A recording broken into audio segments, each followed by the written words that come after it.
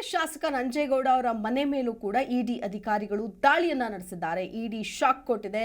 ಕಾಂಗ್ರೆಸ್ ಶಾಸಕರ ಮನೆ ಮೇಲೂ ಕೂಡ ಶಾಸಕರಾದ ನಂಜೇಗೌಡ ಮನೆಗೆ ಇಡಿ ಅಧಿಕಾರಿಗಳು ಎಂಟ್ರಿ ಕೊಟ್ಟ ವಿಚಾರಕ್ಕೆ ಸಂಬಂಧಪಟ್ಟಂತೆ ಶಾಸಕರ ಆಡಿಟರ್ ಕಚೇರಿಯನ್ನ ವಶಕ್ಕೆ ಪಡೆದಿದ್ದಾರೆ ಅಧಿಕಾರಿಗಳು. ಕೋಲಾರದ ಗೌರಿಪೇಟೆಯಲ್ಲಿದೆ ಈ ಆಡಿಟರ್ ಕಚೇರಿ.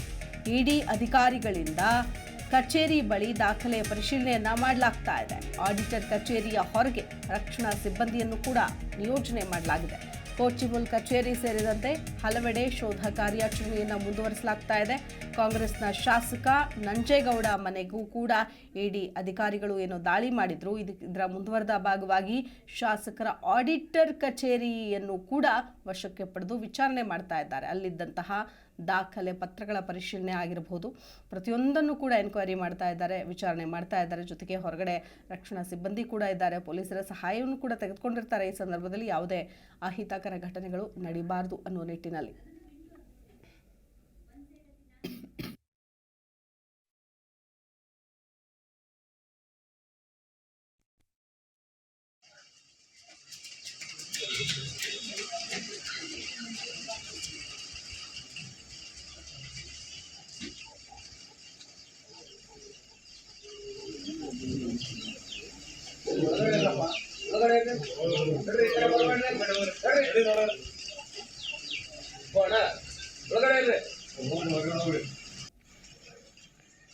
ಕಾಂಗ್ರೆಸ್ ಶಾಸಕ ನಂಜೇಗೌಡ ಮನೆ ಮೇಲೂ ಕೂಡ ಇಡಿ ಅಧಿಕಾರಿಗಳು ದಾಳಿ ಮಾಡಿದ್ದಾರೆ ಅಂತ ಹೇಳಲಾಗ್ತಾ ಇದೆ. ಸೊ ಇದರ ಮುಂದುವರೆದ ಭಾಗವಾಗಿ ಇದೀಗ ಆಡಿಟರ್ ಕಚೇರಿಯನ್ನು ಕೂಡ ಬಿಟ್ಟಿಲ್ಲ.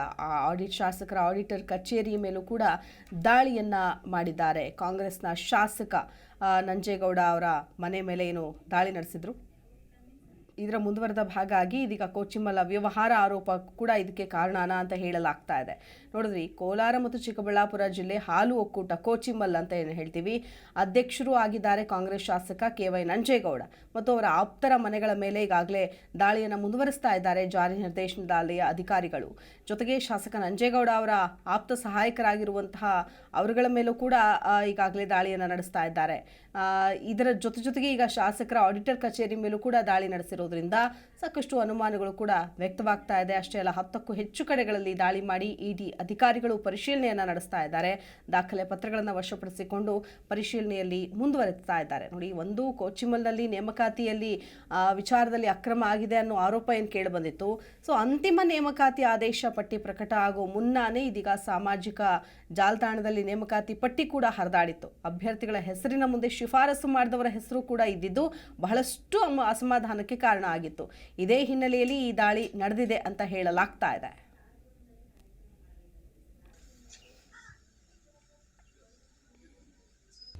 ಪ್ರತಿಕ್ಷಣದ ಸುದ್ದಿಗಾಗಿ Zee Kannada news app download ಮಾಡಿ. Live TV, latest updates, entertainment, lifestyle, technology ಸುದ್ದಿ ನಿಮ್ಮ ಅಂಗೈಯಲ್ಲಿ.